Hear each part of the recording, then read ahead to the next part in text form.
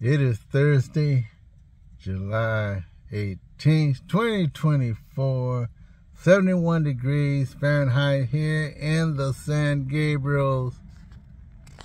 And I don't know why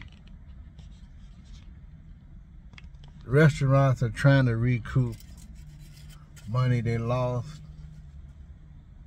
during the pandemic. Are they going to try to recoup every time there's a catastrophe, major destruction?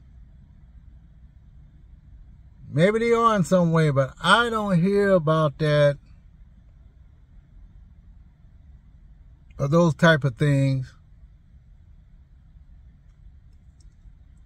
when there's something like that's going on back east, where you have a lot of weather conditions, tornadoes, hurricanes. Are they always trying to recoup money that they lost? On the West Coast, all over the world, restaurants and businesses have lost lots of money. And now they want to try to get it back in the form of fees. You already give tips. Fees, tips, I'm calling it the same thing. Except for when you add fees, I call it gouging. It's enough that a lot of us do tip.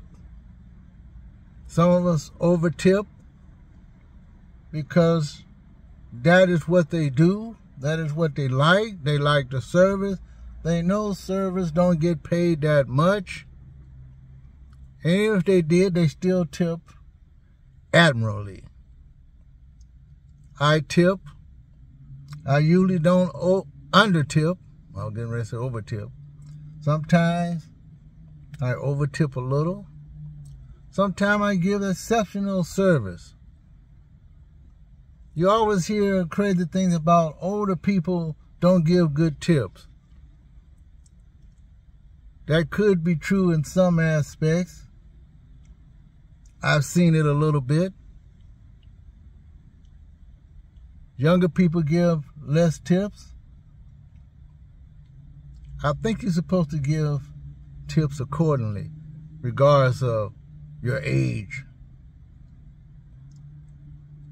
If you're going out to eat, if you can't afford to go out to eat, then don't go out because you can't afford to tip. But these fees are getting crazy. How can you recoup by raising prices and fees at the same time? Look, when workers go on strike, sometimes they're out for weeks, months, or a year. Do you think they get their money back? I don't know about all of them getting their money back. I only know about in my case at one time, or maybe every time, but the most damaging time, some time ago, I was out for 3 weeks' work. We didn't get paid for those 3 weeks. Luckily, I had some money for emergencies, or my paychecks fell right in line and I didn't have to even touch the emergency money. You do get retroactive percentage, but I don't think I ever got any money back. So therefore, I lost 3 weeks' pay. No check. But when I did get my next check, I did have the raise on it. The new 3-year contract, still not what you expected, but I ain't getting no money back for all those weeks that I lost. Because sometimes when you don't go on strike,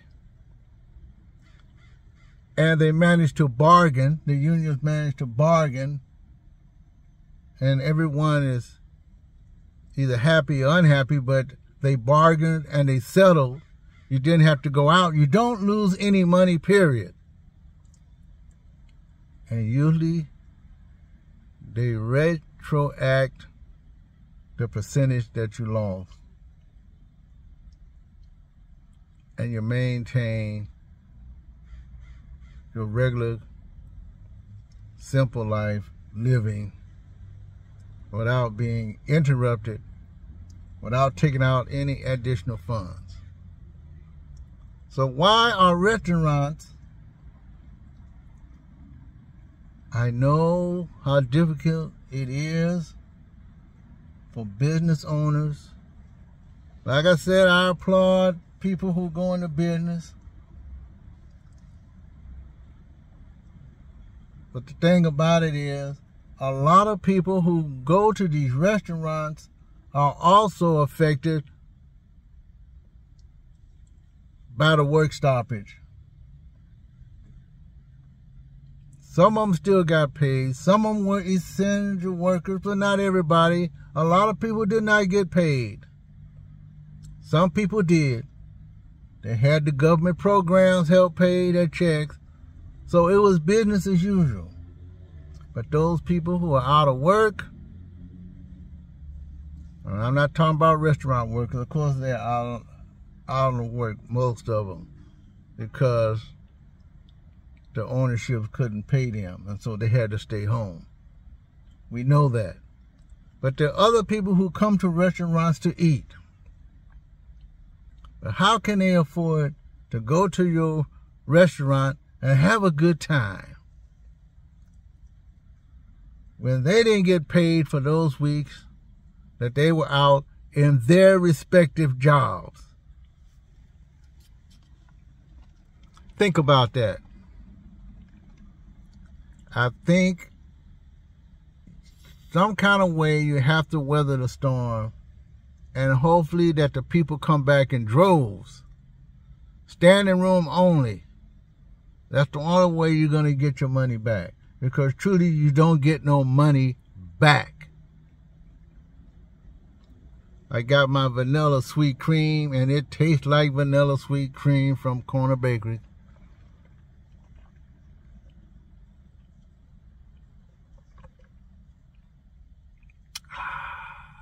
I can barely put it down. And I got my chicken wrap.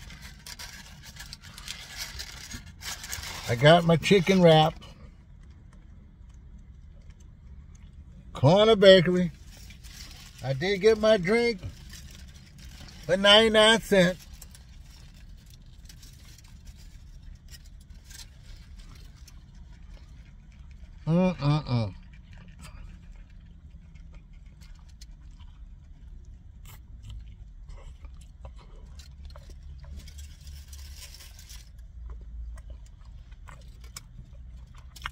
Fast forward today, I'm thankful that I was an essential worker in today's economy during the pandemic. That I wasn't at home, that I was still working. And I hated to see restaurants that were closed, especially my favorite one, Claim Jumper. I still went there once. You go up inside the lobby there. You couldn't sit down, but you can order your food as takeout. But after the pandemic, they closed down completely after a few months. But then again, about 3 or 4 years before that, I heard they almost shut that one down too, because Claim Jumper was going through problems. and some other claim jumpers was closed up. And the other ones lasted for a couple of more years until the pandemic came. Until after the pandemic came, and because they closed up a couple of years after that. And that's the same thing everywhere we went. There was nowhere to go to eat decent food. You couldn't even really go to a fast food place like Burger King or McDonald's. Maybe you could. But anyway, because everyone was wearing masks, they had to wear gloves.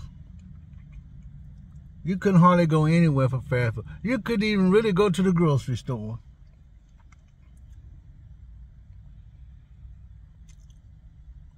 This is Robin Shaw. I can drum up a whole bunch of other things right now. But since I really don't write anything down, and I improvise the best I can, learning by doing, looking at myself on YouTube, I'll see you in my next video, folks, and have a great day.